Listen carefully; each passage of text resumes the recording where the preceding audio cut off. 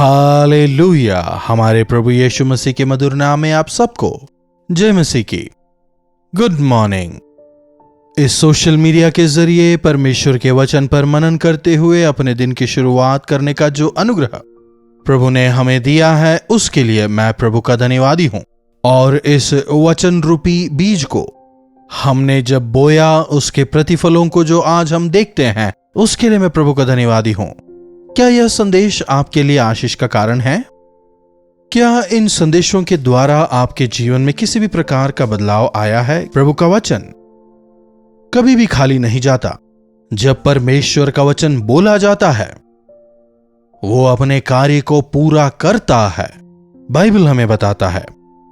आइए आज हम दोबारा प्रभु से सुने प्रार्थना। महापवित्र परमेश्वर, प्रभु आपके वचन रूपी आईने में अपने आप को देखकर सुधारने का जो अनुग्रह दिया, उसके लिए आपका धन्यवाद। आज दोबारा हमसे बात करें, प्रार्थना यीशु के नाम से मांगते हैं, आमीन। जी हां, जब इस संसार में हम जीते हैं, विशेषकर जब प्रभु के लिए जीते हैं, हमें सावधान रहना है। इस संसार का अधिकारी शैतान है। वो इस संसार को धोखा देता है, जैसे उन दिनों में उसने अपनी चालाकी से आदम हव्वा को धोखा दिया। आज भी अनेकों को, विशेषकर जिन्हें परमेश्वर ने अपने आप के लिए चुना है, उनकी परीक्षा करने,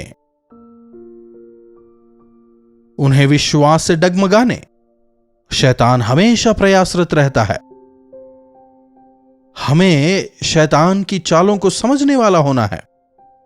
जागते रहो और निरंतर प्रार्थना में लगे रहो। प्रभु के इस वचन को हमें हमेशा याद रखना है। क्या इन दिनों में आपका मन असहज महसूस कर रहा है? किसी प्रकार का डर है, या फिर कुछ शंकाएं, संघर्ष, या फिर शायद कोई आपको परेशान कर रहा हो, या कहीं आप तो दूसरों को परेशान नहीं कर रहे? बताइएगा। आजकल एक दूसरे को नीचा दिखाने के लिए मनुष्य काफी समय बिताते हैं। फिर चाहे वो पति पत्नी हो, भाई बहन हो, कलीग्स हो, विश्वासी हो। प्रभु ने आंख के बदले आंख वाले नियम को हटाकर, अगर कोई तुम्हें एक थप्पड़ मारे तो तुम अपना दूसरा गाल आगे करना, प्रभु कहते हैं। लेकिन हम ना केवल खुद पाप में गिरते हैं, बल्कि दूसरों के भी पाप में गिरने का कारण बन रहे हैं। इसके पीछे चालबाज, धोखेबाज शैतान है। इस बात को भूल जाते हैं। इस संसार में किसी को भी अपना विरोधी ना माने, चाहे वो आपको बुरा भला कहें, चाहे उन्होंने आपको धोखा दिया हो, चाहे आपका अपमान किया हो, दोष लगाया हो। इन सब के पीछे शैतान है। उसी ने उन्हें प्रेरित किया है। अगर हम यह समझ पाएं और यीशु के नाम से उसे बांधने पाएं, उसकी जो तमाम चालें हैं वो विफल होने के लिए, उसके षड्यंत्र निष्क्रिय और निष्फल होने के लिए यदि हम प्रार्थना करें, तो शैतान के तमाम कार्य निष्क्रिय हो जाएंगे।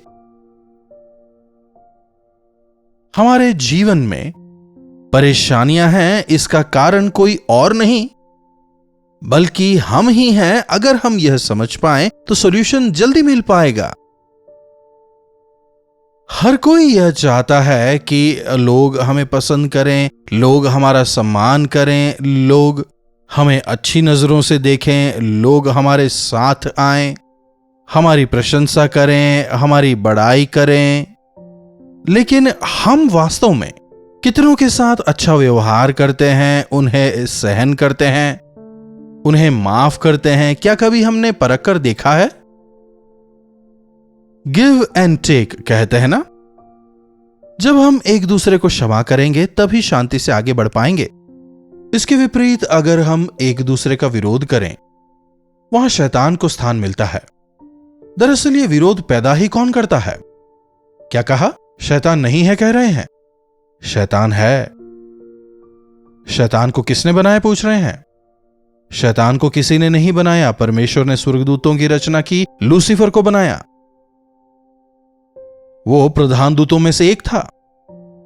आराधना करने वाले जो 1/3 स्वर्गदूत हुआ करते थे, वो उनका अगुआ था। लेकिन मैं परमेश्वर के बराबर हूं, इस प्रकार की सोच जब उसमें आई, तब उसे स्वर्ग से गिरा दिया गया। शैतान परमेश्वर को तो कुछ भी नहीं करने पाया, लेकिन शुरुआत से ही उसने यह ठान लिया कि परमेश्वर के सर्वश्रेष्ठ रचना को, इंसानों को, वो परमेश्वर से दूर कर देगा।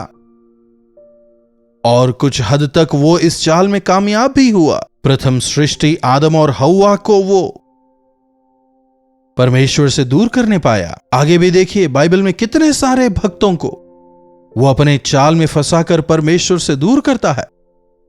इससे साफ पता चलता है कि वो कितना बड़ा चालबाज है। यह परमेश्वर का प्रेम ही है जिसने अभी तक हमें चलाया है, हमें बचाया है, हमें सुरक्षा दिया है, हमारी अगुवाई की है।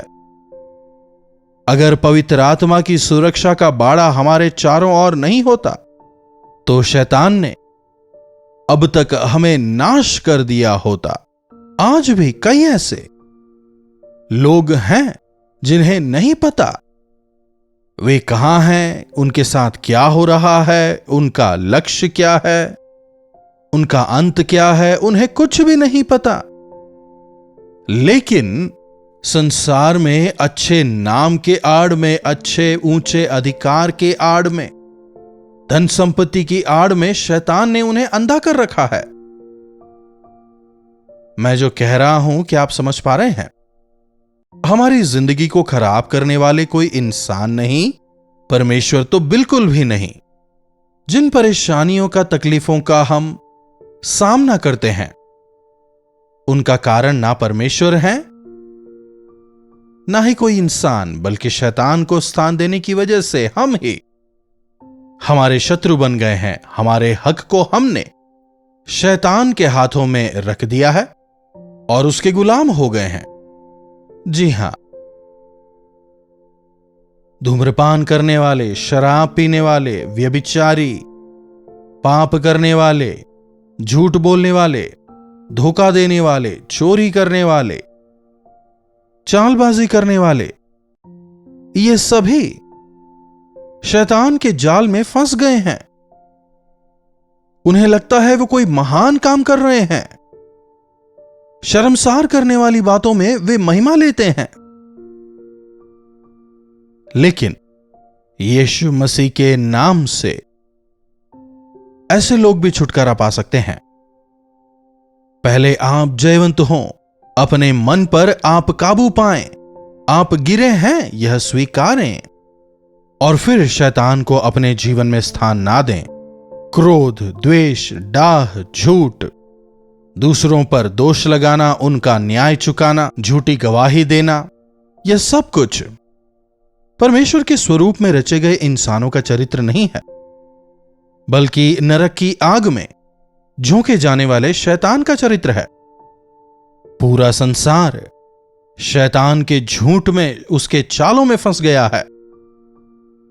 प्रेमपूर्ण प्रभु को देख नहीं पाते, जान देने वाले प्रभु को स्वीकार नहीं पाते। छुटकारा देने वाले प्रभु हैं, बचने का मार्ग है जाने बिना अपने आप को नाश की ओर धकेलते जा रहे हैं। क्यों लोग प्रभु यीशु मसीह के सुसमाचार को सुनना नहीं चाहते? कौन है ये लोग? क्या प्रभु यीशु मसीह ने कुछ गलत सिखाया? क्या उन्होंने चोरी करने कहा? या फिर क्या वे आपसे कुछ छीन रहे हैं? क्या आपकी सुइच्छा छीन रहे हैं? क्या आपकी बुराई कर रहे हैं? इतने प्रेमी प्रभु के वचन को नहीं सुनने का कारण दुष्ट आत्माएं यीशु नासरी से भय खाती हैं। पाप पर जय पाने वाले, पाताल पर जय पाने वाले, मृत्यु पर जय पाने वाले, शैतान को हराने वाले प्रभु ही हैं। यीशु के नाम में छुटकारा है। वचन कहता है, तुम जागते रहो और प्रार्थना करते रहो कि परीक्षा में ना गिरो। परमेश्वर के करीब रहें। शैतान का सामना करें, तब वो आपके सामने से भाग जाएगा। यीशु मसीह के नाम से हम छुटकारा पाते हैं। जब आपके मन में थोड़ी उथल पुथल हो रही हो, शैतान के गुण थोड़े थोड़े जब आप में नजर आना शुरू होते हो, तभी आप प्रभु की ओर फिर जाएं, प्रभु से सामर्थ्य मांगे। पता नहीं क्यों मैं इस बात को छुपा रहा हूं, पता नहीं क्यों मैं झूठ बोल रहा हूं, क्यों लोगों के सामने मैं बड़ा बनने की इच्छा रखता हूं, मेरी वास्तविक स्थिति तो कुछ और है ना। जैसे ही आप यह समझ पाते हैं, प्रभु शैतान की परीक्षा में मैं पड़ गया हूं, प्रभु मेरी सहायता करें, परीक्षा में गिरने से आप मुझे बचाएं, आपकी सुरक्षा का बाड़ा मेरे चारों ओर हो, अपने पंखों की आड़ में मुझे छुपा लें। यदि प्रार्थना करने पाएं तो हम सुरक्षित रहने पाएंगे। इसीलिए हर रोज हम प्रभु के वचनों को लाते हैं, इसीलिए हर रोज प्रार्थना करने कहते हैं। अपनी स्थिति को पहचाने। कई बार ऐसा होता है ना, हम सोचते सोचते चलते हैं, जहां जाना होता है उससे कहीं आगे चले जाते हैं। क्या कभी ऐसा हुआ है आपको उतरना कहीं और था, लेकिन आपकी आंख लग गई और आपको जहां उतरना था वहां उतरे बिना कहीं और चले गए? अगर हम सावधान नहीं रहेंगे तो कहीं और पहुंच जाएंगे। इसीलिए हमें सतर्क रहते हुए अपने आप को परखना है, अपने हृदय की अवस्था को जानना है। मेरा प्रार्थना जीवन कैसा है? मैं कितना समय प्रभु के सानिध्य में गुजारता हूं? कितने विषयों में मैं जयवंत हुआ हूं? किन किन बातों में मैं हार रहा हूं? कितनी बार मैंने शैतान को स्थान दिया है? बाइबल कहता है शैतान को स्थान ना दो, छोटी सी जगह उसके लिए काफी है, पूरी तरह वो हमें कब्जे में ले लेगा। एक बार एक व्यक्ति एक ऊंट को लेकर उस पर बैठकर वो यात्रा कर रहा था। एक जगह पहुंचकर वो डेरा डालता है, तो जब वो टेंट लगाता है, ऊंट आकर कहता है यहां काफी ठंडा है, क्या मैं अपना सर अंदर रख लूं? इसने मुझे पीठ पर बिठाया था ना, कहते हुए उसे ओके कहता है। थोड़ी देर के बाद, क्या मैं अपनी कमर भी रख लूं? थोड़ी देर के बाद, मैं अपने पिछले दोनों पैर भी रख लेता हूं, यहां काफी सर्दी है, बहुत ठंड लग रही है। मालिक मालिक कहकर उससे विनती करता है, ठीक है आ जाओ। जैसे ही वो कहता है अंदर आकर, ये ऊंट उस मालिक से कहता है यहां पर 2 लोगों के लिए जगह नहीं है, इसीलिए तुम बाहर चले जाओ।